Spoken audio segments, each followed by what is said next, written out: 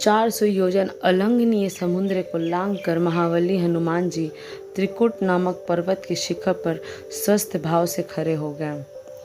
कपिश्रेष्ठ ने वहाँ सरल यानी कि चीर, कनेर, खिले हुए खजूर, प्रियाल यानी कि चिरौंजी, मुचिलिंद, जंबीरी, नींबू, कुटज, केतक, केवड़े, सुगंधपूर्ण प्रियंगु यानी कि पिपली, नीप मतलब कदम्ब या अशोक, चितवन, असन, कोविदार तथा खिले हुए करवीर भी देखे। फूलों की बहार से लदे हुए तथा मुकुलित मतलब अर्ध खिले हुए बहुत से वृक्ष भी उन्हें दृष्टिगोचर हुए, जिनकी डालियां झूम रही थी और जिन पर नाना प्रकार के पक्षी कलरव कर रहे थे। हनुमान जी धीरे धीरे अद्भुत शोभा से संपन्न रावण पालित लंकापुरी के पास पहुंचे। उन्होंने देखा लंका के चारों ओर कमलों से सुशोभित जल पूरित खाई खोदी हुई है। वो महान पुरी सोने की 4 दीवारी से घिरी हुई है। श्वेत रंग की ऊंची ऊंची सड़कें उस पुरी को सब ओर से घेरे हुए थी। सैकड़ों गगनचुंबी अट्टालिकाएं ध्वजा पताका फहराती हुई उस नगरी की शोभा बढ़ा रही है। उस पुरी के उत्तर द्वार पर पहुंचकर वानरवीर हनुमान जी चिंता में पड़ गए। लंकापुरी भयानक राक्षसों से उसी प्रकार भरी हुई थी जैसे कि पाताल की भगवती पुरी नागों से भरी रहती है।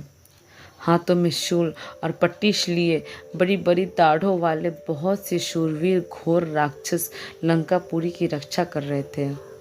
नगर की इस भारी सुरक्षा, उसके चारों ओर समुद्र की खाई और रावण जैसे भयंकर शत्रु को देखकर हनुमान जी विचार करने लगे कि यदि वानर यहाँ तक आ भी जाए तो भी वे व्यर्थ ही सिद्ध होंगे, क्योंकि युद्ध के द्वारा देवता भी लंका पर विजय नहीं पा रह सकते। रावण पालित इस दुर्गम और विषम संकटपूर्ण लंका में महाभाऊ रामचंद्र भी आ जाए तो क्या कर पाएंगे। राक्षसों पर साम, दान और भेद की नीति का प्रयोग असंभव दृष्टिगत हो रहा है। यह तो केवल 4 वेगशाली वानर अर्थात बालीपुत्र अंगद, नील, मेरी और बुद्धिमान राजा सुग्रीव की ही पहुंच हो सकती है। अच्छा, पहले ये तो पता लगाऊं कि विदेह कुमारी सीता जीवित भी है या नहीं। जनक किशोरी का दर्शन करने के पश्चात ही मैं इस विषय में कोई विचार करूंगा। उन्होंने सोचा कि मैं इस रूप से राक्षसों की इस नगरी में प्रवेश नहीं कर सकता, क्योंकि बहुत से क्रूर और बलवान राक्षस इसकी रक्षा कर रहे हैं। जानकी की खोज करते समय मुझे स्वयं को इन महातेजस्वी, महापराक्रमी और बलवान राक्षसों से गुप्त रखना होगा। अतः मुझे रात्रि के समय ही नगर में प्रवेश करना चाहिए और सीता का अन्वेषण का यह समय उचित कार्य करने के लिए ऐसे रूप का आश्रय लेना चाहिए जो आँख से देखा ना जा सके, मात्र कार्य से ही यह अनुमान हो कि कोई आया था।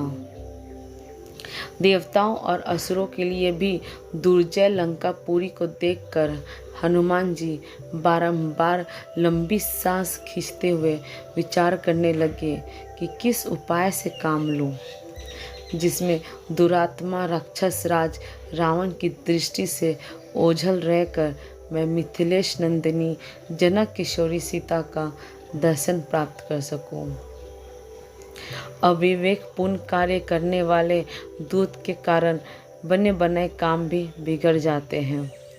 यदि राक्षसों ने मुझे देख लिया तो रावण का अनर्थ चाहने वाले श्री राम का यह कार्य सफल ना हो सकेगा। अतः अपने कार्य की सिद्धि के लिए रात में अपनी इसी रूप में छोटा सा शरीर धारण करके लंका में प्रवेश करूंगा और घरों में घुसकर जानकी जी की खोज करूंगा। ऐसा निश्चय करके वीर वानर हनुमान सूर्यास्त की प्रतीक्षा करने लगे। सूर्यास्त हो जाने पर रात के समय उन्होंने अपने शरीर को छोटा बना लिया और उछलकर उस रमणीय लंकापुरी में प्रवेश कर गए। Thank you.